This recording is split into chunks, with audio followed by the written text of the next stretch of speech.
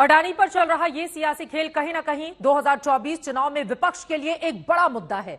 वहीं अगले लोकसभा चुनाव के सियासी मैदान में बजट को लेकर भी शंखनाद हो चुका है।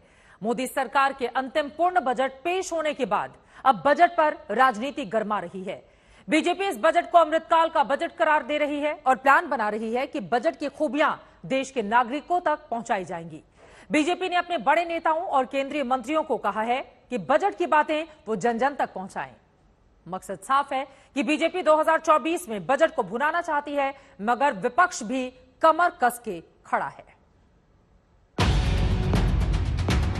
अमृतकाल का ये पहला बजट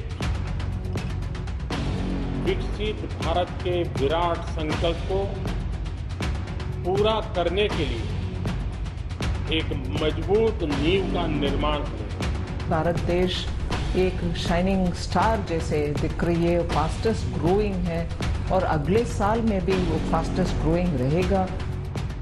मोदी सरकार 2.0 का आखिरी बजट अमृतकाल का बजट है। ये महिलाओं का बजट है, ये आम जनता का बजट है। इसमें किसानों का भला होगा, देश का विकास होगा। सरकार के ये तमाम दावे अब आम जनमानस को समझाने हैं, जिसके लिए सरकार अब अभियान चला रही है, जिसके लिए दिग्गजों ने कमर कस ली है। आजादी के अमृत महोत्सव के मुख्य महोत्सव में आदरणीय प्रधानमंत्री जी ने देश को पंच प्रण से जोड़ने की बात की थी। पंच प्रण में एक प्रण विकसित भारत के निर्माण का भी है और अमृत काल का ये पहला बजट उस विकसित भारत की परिकल्पना को साकार करने वाला एक सर्वस्पर्शी समावेशी बजट है।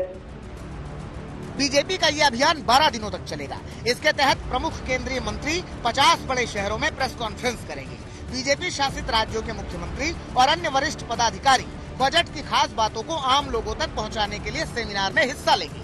जिन राज्यों में बीजेपी शासन में नहीं है, वहां नेता प्रतिपक्ष या अन्य वरिष्ठ नेता बजट का प्रचार करेंगे। देश के सभी जिलों में केंद्रीय बजट पर चर्चा, प्रेस कॉन्फ्रेंस और सेमिनार आयोजित करने के लिए 9 सदस्यों वाली एक टास्क फोर्स का गठन किया गया है, जिसकी शुरुआत हो चुकी है। आज कई राज्यों में बीजेपी के मंत्रियों ने प्रेस कॉन्फ्रेंस कर बजट पर सरकार की पीठ थपथपाई।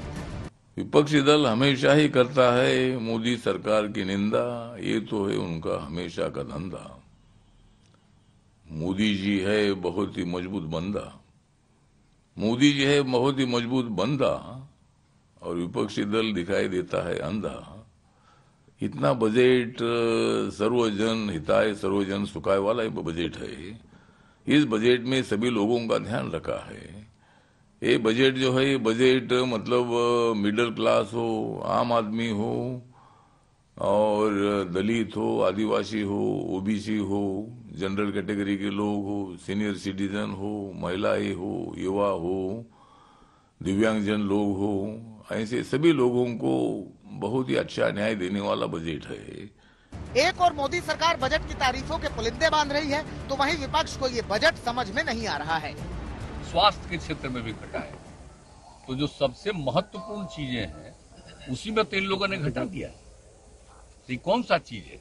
आई जो बता दिए, आप समझिए कि जो सप्तऋषि की बात की है, हम लोग तो 7 निश्चय किया और उसमें 5 साल करके उसका 7 निश्चय 2 हम लोग शुरू करती है, तो सप्तऋषि की बात की है। तो इससे क्या होने वाला? कुछ नहीं है, कोई खास चीज है नहीं। बहरहाल ये बजट मोदी सरकार के दूसरे कार्यकाल का आखिरी पूर्ण बजट है। ऐसे में इस बजट का सीधा असर 1 साल बाद होने वाले लोकसभा चुनावों पर पड़ना है। यही वजह है कि इसकी खूबियों को आम जनता तक पहुंचाने के लिए सरकार कोई कोर कसर नहीं छोड़ना चाहती। वहीं विपक्ष इसकी खामियों को गिनाकर सियासी मैदान में उतर चुका है। आज तक ब्यूरो।